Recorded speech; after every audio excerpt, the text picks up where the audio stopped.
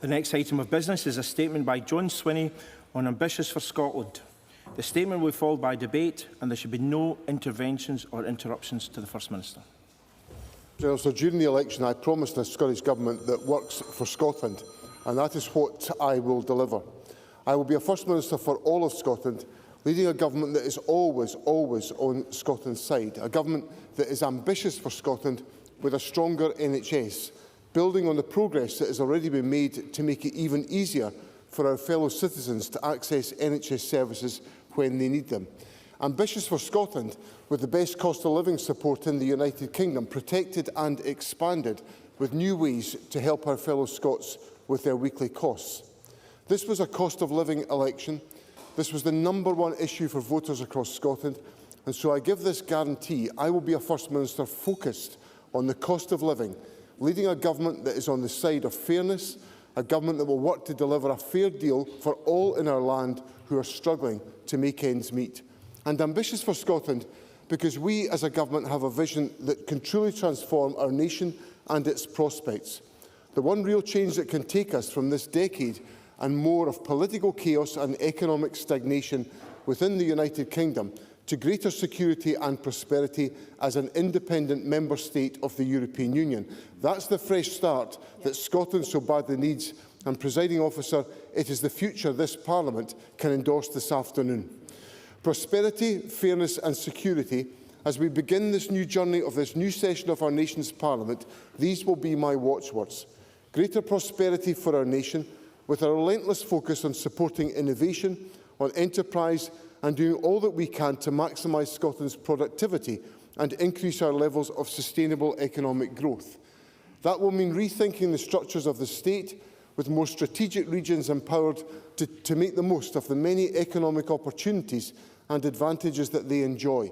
And there are many: diverse and vibrant cities, the breathtaking beauty of our landscape, fertile farmland, iconic industries and resource-rich seas. Reimagining the state as an enabler, with overly complex and cumbersome bureaucracy removed, unnecessary regulation that gets in the way of investment and job creation simplified. Regulation serves a vital purpose, but to work, it must be regulation that both protects and permits. Regulation that provides pathways, not obstacles to investment, opportunity and growth. At the outset of this Parliament, I want to emphasise the centrality to the government I lead of achieving higher levels of sustainable economic growth. To do so, we will invest in our young people, who are the source and foundation of future success, and we will empower our educators. 150,000 apprenticeships will be put in place, teacher-pupil ratios kept as the best in the UK, more schools and colleges rebuilt or upgraded. We will also invest in essential infrastructure, necessary road improvements, including our commitment to complete the dualling of the A9 and the A96, new stations and ongoing electrification of our rail network, and investment of £4.9 billion to build thousands more homes that people can afford. We will expand our successful Tech Scaler programme to new sectors like creative industries, food and drink, climate and agricultural technologies, advanced manufacturing and space technology, and introduce a new national network of pre-start centres to support our brightest and best to test and refine their ideas before progressing to Tech Scaler. And we will also establish a high-growth unit to identify and support businesses with the potential to grow and to grow significantly. Have no doubt that Scotland knows what it means to lead the world. We were at the forefront of the Industrial Revolution, thanks to our wealth of natural resources, thanks to a spirit of enterprise and an openness to the world, and thanks to a skilled and determined workforce with a pride in the many wonders of engineering that they produced. As we stand at the beginning of a new age of economic transformation, Scotland has the necessary resources, an abundance of clean, green energy. We have the innovators, thanks to world-class research universities, and a skilled workforce, practical skills, technical skills, young people who are among the very best educated in Europe. This new technological revolution is made for Scotland to succeed in biotech, space, precision engineering, fintech and in more. Scotland's got what it takes to prosper in the decades to come, and Scotland has a government that's determined to make it happen.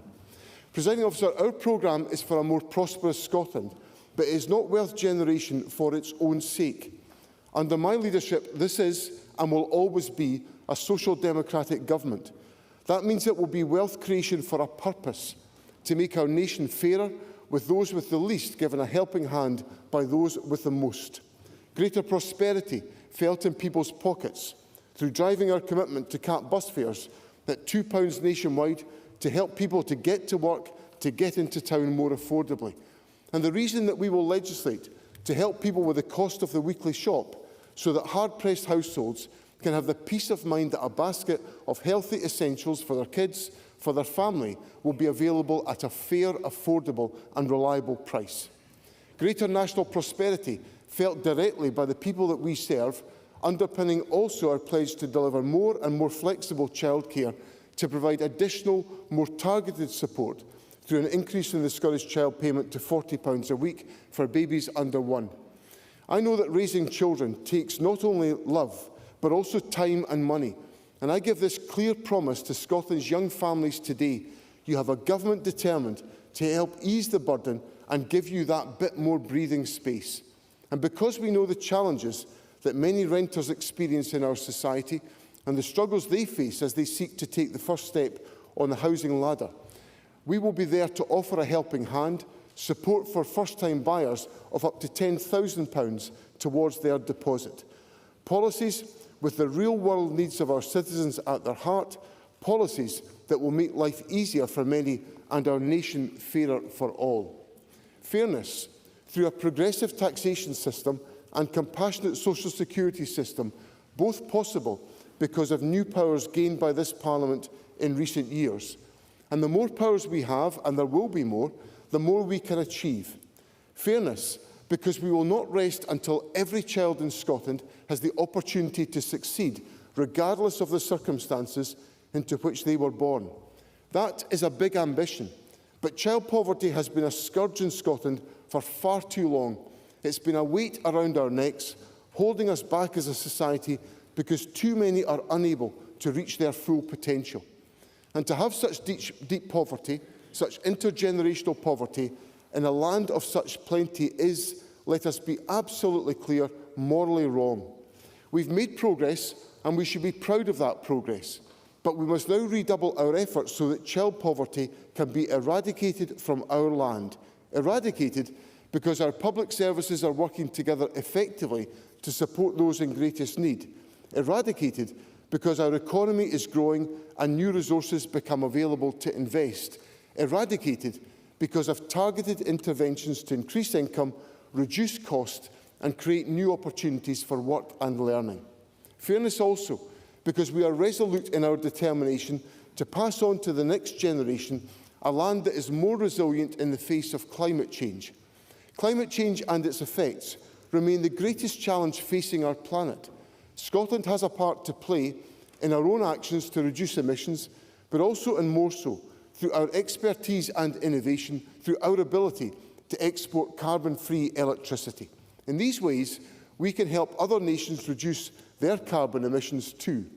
Scotland may be small by some standards, but our contribution has always been great and our ambition even greater. Let us be clear, given all the horrifying consequences of climate inaction, there is no fair future for our country, for our planet. There is no prosperous or secure future for either if we do not take the necessary steps to make our nation carbon neutral once and for all. And fairness also, that is and must be given effect in a just transition that right now is under threat as a result of dangerous and damaging Westminster policies on energy and industry, Westminster policies that once again treat Scotland as little more than an afterthought. Presiding Officer, Westminster control over Scotland's energy resources has been an unmitigated disaster for our nation. What has been done to the North East today is just one more example. There can be no doubt that the old ways of the Westminster Government have failed Scotland. So let us say loud and clear, for a just transition, for Scotland's energy wealth to fully benefit Scotland's people and communities, Scotland's energy must be in Scotland's hands. Energy for Scotland is a source of opportunity, of prosperity and of security. At a time when energy prices are rising, at a time of energy scarcity, Scotland, as an exporter of energy, should have less to fear. We produce more oil, more gas, more electricity than we need, and yet the prices we pay as households and businesses are amongst the highest in Europe. It simply does not add up. We have the energy and in abundance, but we do not have the power. So I repeat, and Parliament will have the opportunity this week to agree that Scotland's energy must be in Scotland's hands. Presiding Officer, these are times of great global uncertainty. Wages have stagnated, costs have risen, with the threat of a new round of inflation, higher interest rates and lower growth. Technology is fueling rapid, unpredictable change. Parents are worried about what the future holds for their children, and I know that for many, even maybe for most, it can feel as though very little can be relied on anymore. That is why we must give our citizens confidence that there is solid ground upon which they can stand, more financial security, because they can see that help with costs is at the very top of this government's agenda. A sense of security that comes from knowing that the right health and social care will be available when it is needed, from cradle to grave.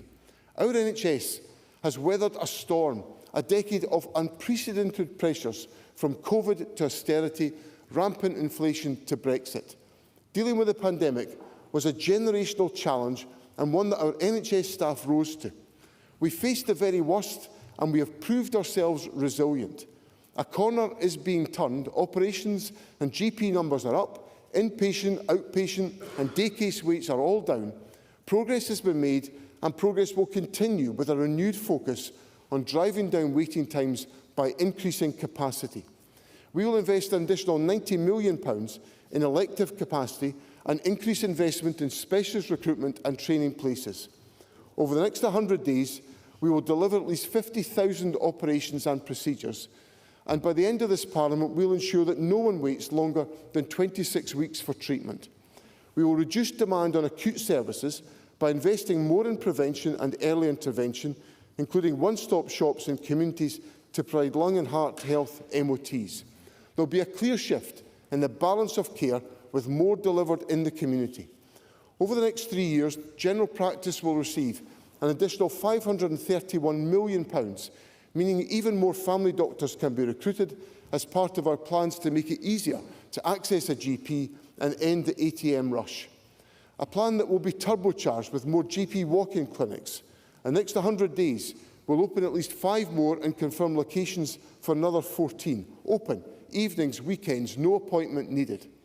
Greater security also for women and girls with a misogyny bill to outline misogynistic harassment and abuse in Scotland. A ban on the use of technology to create and possess deepfake intimate images. A ban on the possession of online material containing sex offences against women and children. And a ban on mobile phones in our school. Presiding Officer, fairness will be built into the very foundations of the new nation-state that we are aiming and seeking to build. A Scottish Constitution that protects our NHS and guarantees the fundamental human dignity of each and every person in our land. A Scottish Constitution rooted in the values that speak to the very best of who we are.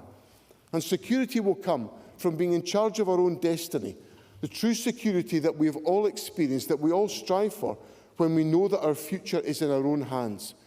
When we know, no matter the challenge, that we are able to choose and chart the right course. Security also from a renewed partnership with our neighbours in the European Union, a true partnership of equals with 27 other nations, friends and peers. We share a continent and we share a future. Greater prosperity, because with the opportunity of independence, we have the control over our own energy wealth and are able to trade freely with the biggest single market in the world as members once again of the European Union. Together, these offer a golden opportunity, and it's one that I believe people will vote for resoundingly when our nation has once again the ability to decide our own future in an independence referendum. And that is, of course, why Westminster currently says no. But to build on the words of one of the fathers of our self-government, we are the people. We are the People's Parliament, and we say yes. Today is the start of a process that I believe will lead Westminster to a yes to a referendum and Scotland to a yes to independence. Today, I seek confirmation from this Parliament that this is a voluntary union and that the people of Scotland have the right to decide whether we remain in that union. That is a principle that should be accepted by all those in this chamber who believe in independence, but also those who believe in the union. Because what is at stake are the democratic wishes of the people of Scotland. The people have elected a new Parliament. This new Parliament has the opportunity today to make its position clear. I invite Parliament to put Scotland's future in Scotland's hands.